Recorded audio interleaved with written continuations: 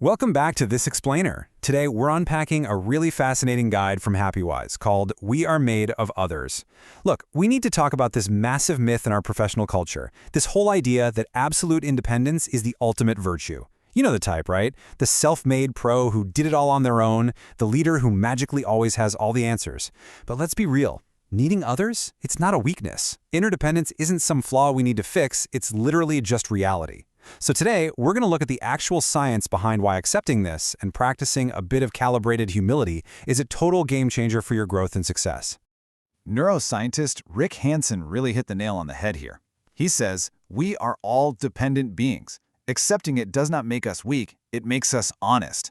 I mean, wow, honesty with reality, that is the actual starting point for any real growth. Think about it for a second. Pretending we don't depend on anyone else, that's not strength, it's just an illusion. And honestly, it cuts us off from the absolute best resources around us. Realizing our dependence is where true development actually starts. So why do we fall for this whole lone wolf myth in the first place? Well, we kind of have to blame our own brains for that one. Back in 2002, researchers at Yale, Rosenblit and Keel, documented something called the illusion of explanatory depth. Basically, it's this phenomenon where we systematically believe we understand how things work way better than we actually do. And hey, this isn't just about knowing the mechanics of how a bicycle works. It totally bleeds into our professional lives. We walk around assuming, oh, I know exactly what my team is thinking, or I know for sure how this decision will play out. But science shows there's a constant, measurable gap between how confident we feel and what we actually understand. We are literally hardwired to overestimate our own solo brain power. Okay, so if we can't trust our solo brain, what's the alternative? Enter the extended mind theory.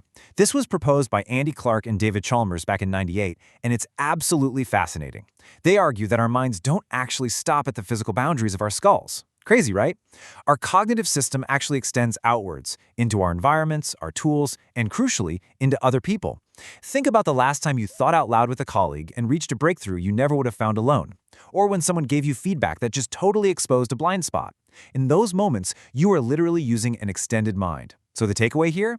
Intellectual isolation is not independence. It's actually a deliberate and kind of stubborn choice to use way fewer cognitive resources than reality's offering you. Now, this whole extended mind concept completely flips how we should think about humility.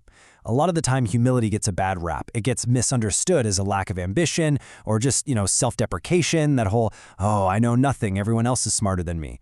But researcher Mark Leary at Duke University rigorously studied this, and he found that true intellectual humility is actually about calibration. It's simply an accurate recognition of your cognitive limits. It's having the confidence to say, hey, I know these things really well, but I absolutely do not know these other things, so I'm going to go seek them out. That kind of calibrated humility, it drives massive intellectual curiosity, highly productive conflict resolution, and just way better learning. It's a super active, ambitious state of mind, not a passive one. Which brings us to imposter syndrome. We've all felt it. But what if we've been reading it entirely wrong?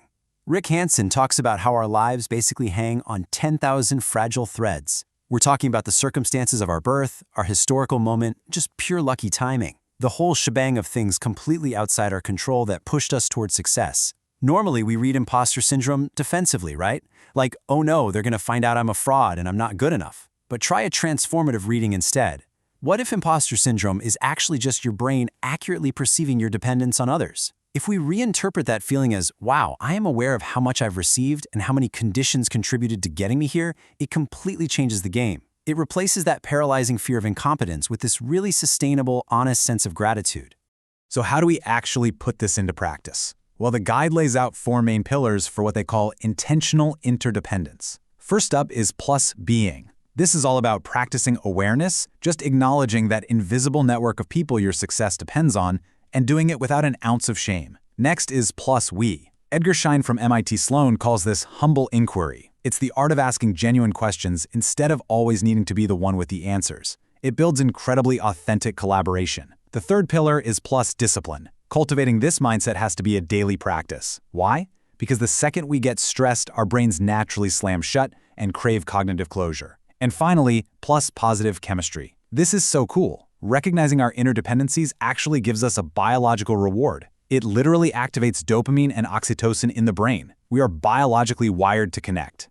To really nail that third pillar, discipline, there's this brilliantly simple 2-minute daily practice you can try. Right before you walk into a high-stakes meeting or make a major professional decision, just pause, take a breath, and ask yourself this specific question. What do I not yet know in this situation, and what might I not know that I do not know?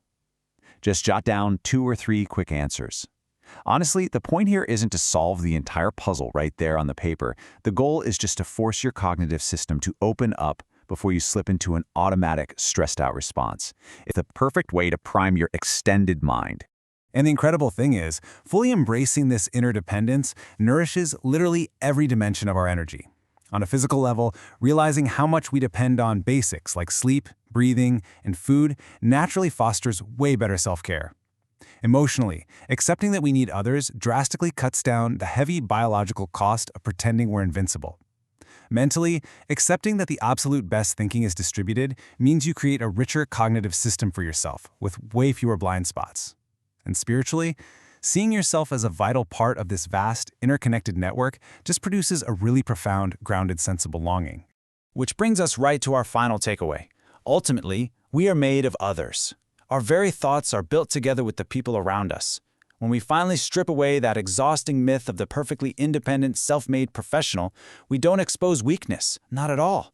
We uncover a much wider, stronger reality, one that makes us honest, capable, and deeply grateful.